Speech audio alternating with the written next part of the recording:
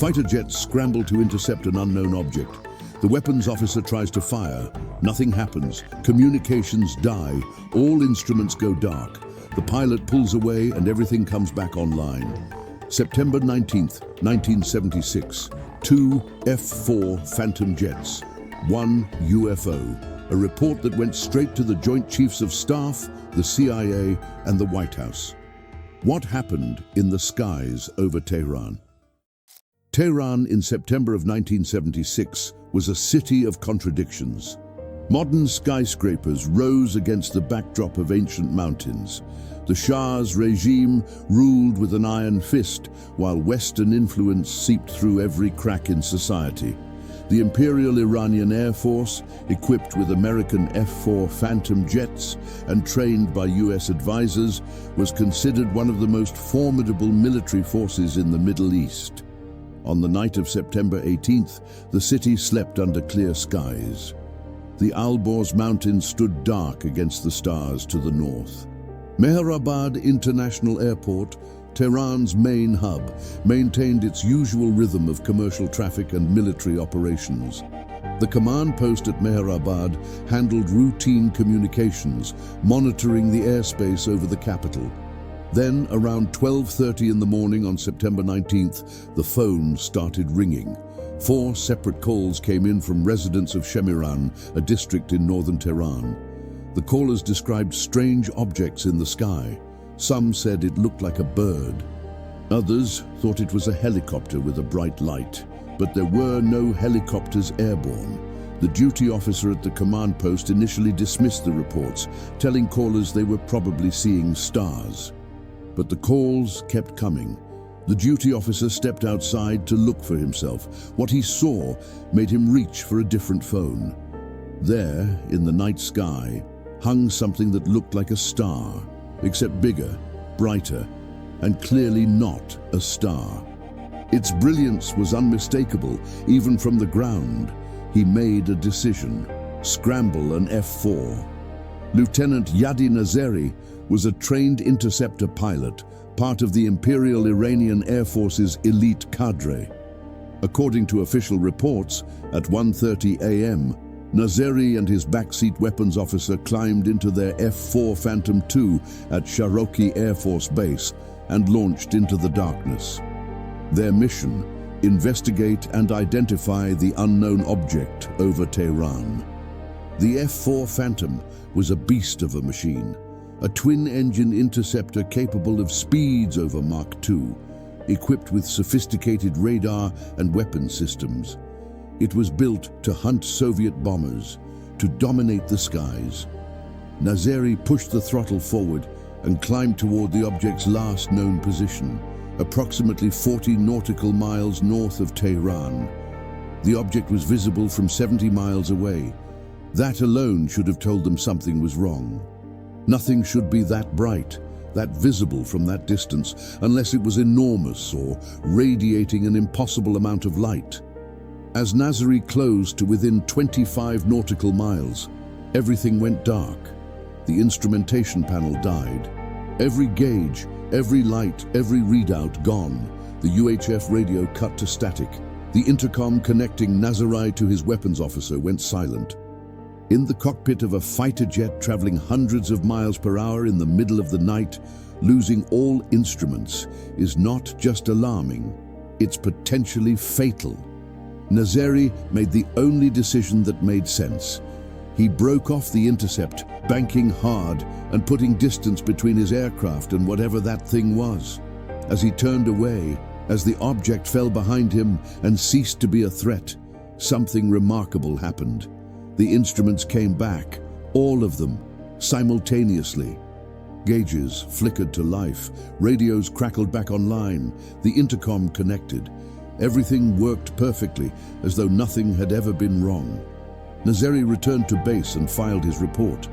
Whatever was out there had the ability to shut down an F-4 systems at 25 nautical miles. That information went up the chain immediately. At 1:40 a.m., a second F-4 launched. Major Parviz Jafari was a squadron commander, an experienced pilot with hundreds of hours in the Phantom. His backseat weapons officer, First Lieutenant Jalal Demirian, was equally skilled. If anyone could get close to this object and determine what it was, it would be them. They climbed through the darkness, radar sweeping the sky, hunting. At 27 nautical miles, Demirian got a lock. The radar return was solid, clear, unmistakable. The size of the return, according to the official Defense Intelligence Agency report, was comparable to a Boeing 707 tanker. This wasn't a weather balloon. This wasn't a satellite. This was something big, something real, something their radar recognized as a massive airborne object. The closure rate was 150 nautical miles per hour. They were gaining on it. Jafari pushed the Phantom forward, adrenaline sharpening every sense. As the range decreased to 25 nautical miles, the object moved, not gradually, not with the slow acceleration of a conventional aircraft. It simply went. The radar scope showed the object pulling away, maintaining a precise distance of 25 nautical miles, no matter how fast Jafari pushed the F-4. It was toying with them. Then Jafari saw it. Through the canopy, against the black sky, the object blazed with lights unlike anything he'd ever seen. Strobe lights arranged in a rectangular pattern, flashing so rapidly that blue, green, red and orange all seemed visible at once. The brilliance was so intense, he couldn't make out the body of the craft itself, only the searing, strobing lights that seemed to pulse with a rhythm too fast for human perception. According to Federal Aviation Administration regulations, blue lights are not authorized on aircraft. International Civil Aviation Organization rules strictly prohibit them. Yet there they were, flashing in a sequence no conventional aircraft could produce. Jafari and the object continued south over Tehran, the Phantom straining to close the distance, the UFO maintaining its lead with effortless precision. Then, without warning, something separated from the primary object. A second craft, smaller but still substantial. Jafari would later estimate it as 1/2 to 1/3 the apparent size of the moon, detached and came straight at them. Fast, aggressive, like a missile locked on target.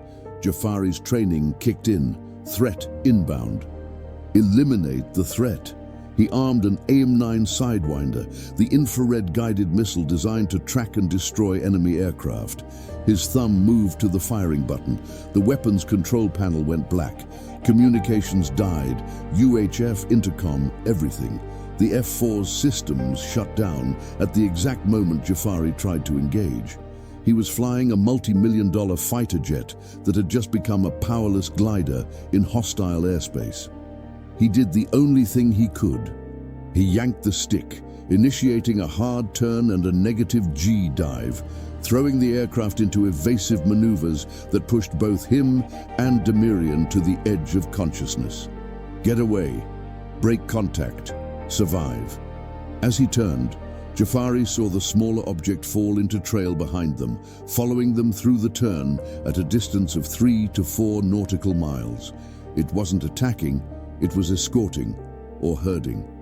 As Jafari continued his defensive turn away from the primary object, the smaller craft cut inside his turn radius, a maneuver that should have been impossible at those speeds, and then smoothly rejoined the primary object in what the official report described as a perfect rejoin, like it had never left, like it had simply been sent to make a point.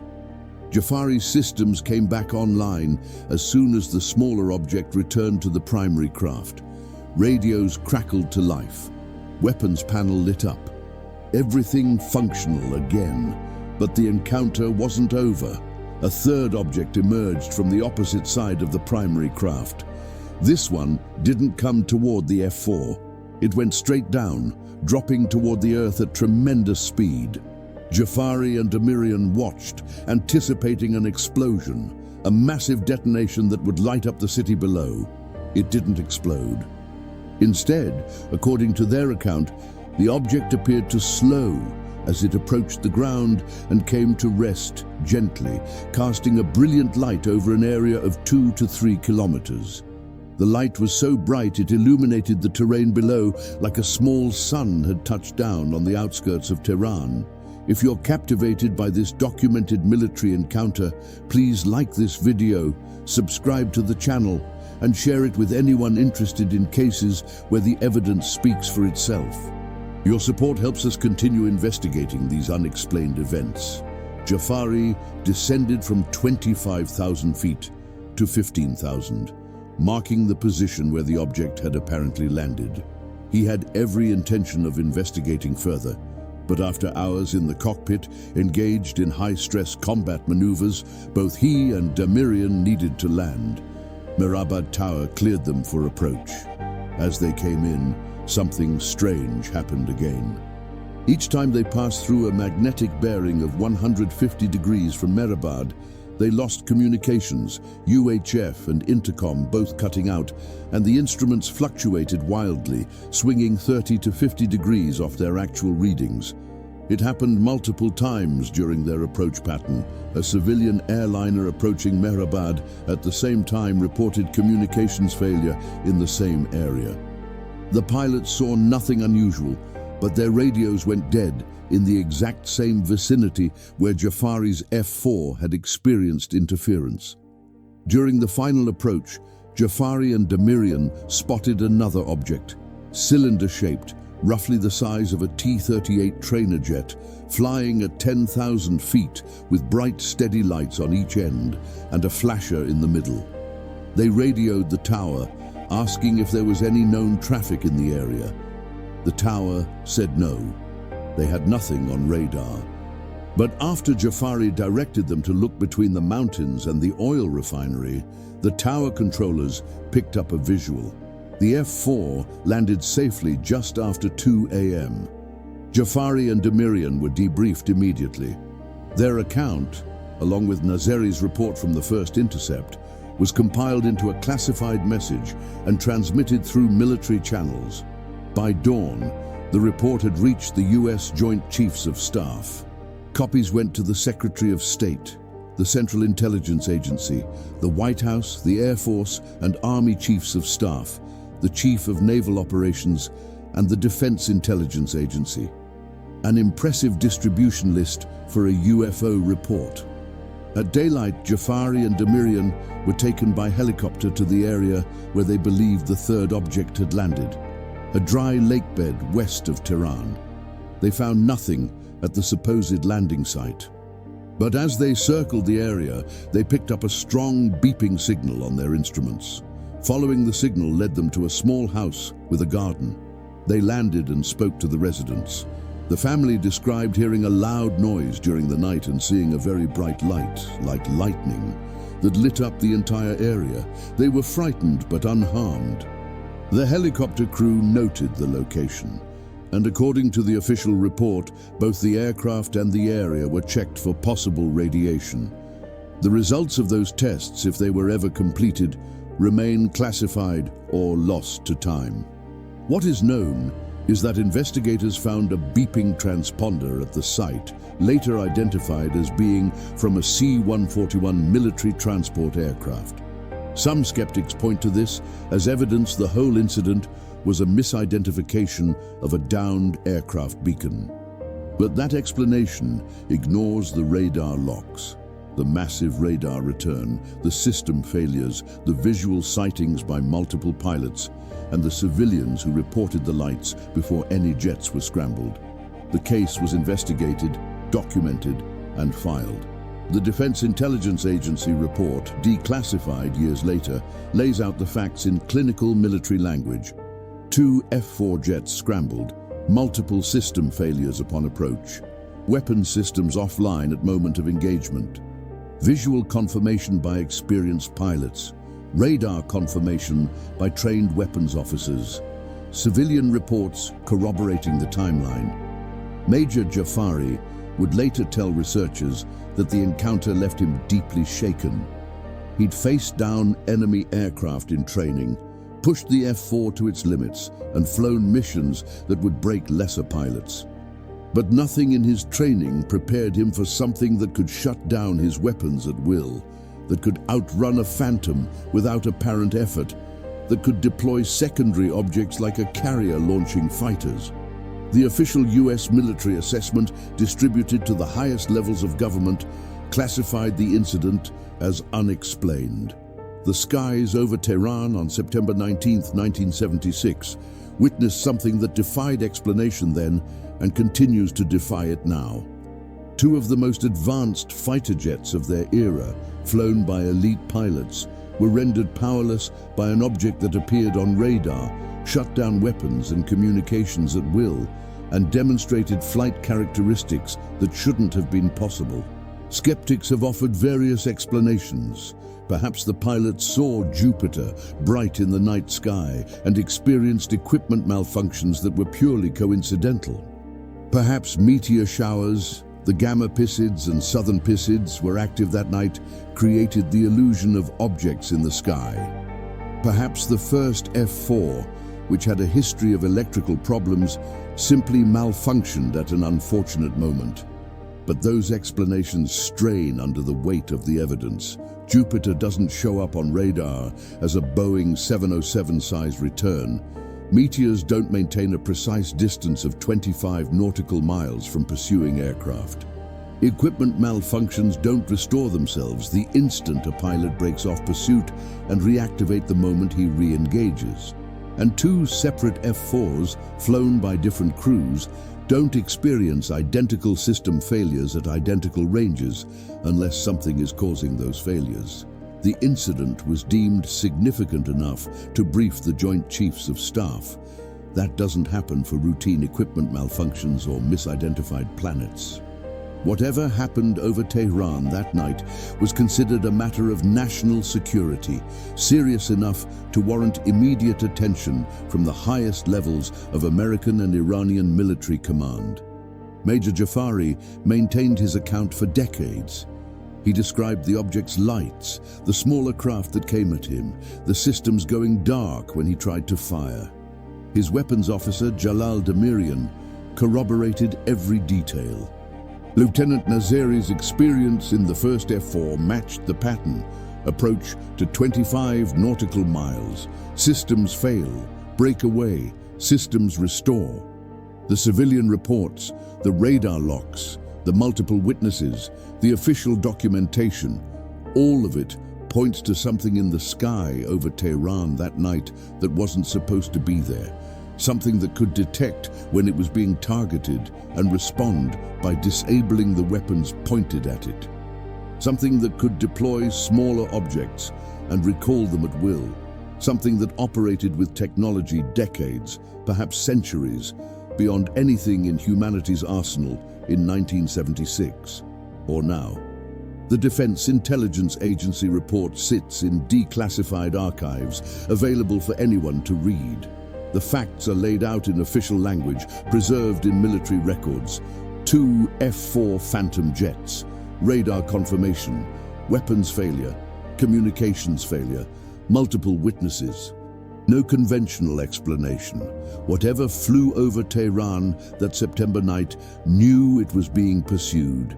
It knew when weapons were locked on it, and it had the ability to render those weapons useless without firing a shot, without making a threat, without doing anything except existing in that airspace and refusing to be caught. Major Jafari would spend the rest of his career flying missions, commanding squadrons, and serving his country. But he never forgot that night when he chased something through the darkness and it turned the tables, showing him that his F-4 Phantom, one of the most lethal aircraft ever built, was powerless against technology he couldn't begin to understand. The object disappeared into the night sky. The smaller crafts rejoined it and vanished. The lights over Tehran faded. And all that remained was a classified report, witness testimony, and the haunting question that no amount of investigation could answer. What was it? Where did it come from? And what did it want? The files are declassified. The witnesses have spoken. The radar data was recorded. But the answers remain somewhere beyond reach. hidden in the same darkness that swallowed the object after it toyed with two of Iran's best pilots and left them with a story that would follow them for the rest of their lives. Disclaimer: this video is based on public reports, eyewitness testimonies, and speculative analysis. Some details remain unverified. All interpretations are intended for informational and entertainment purposes only.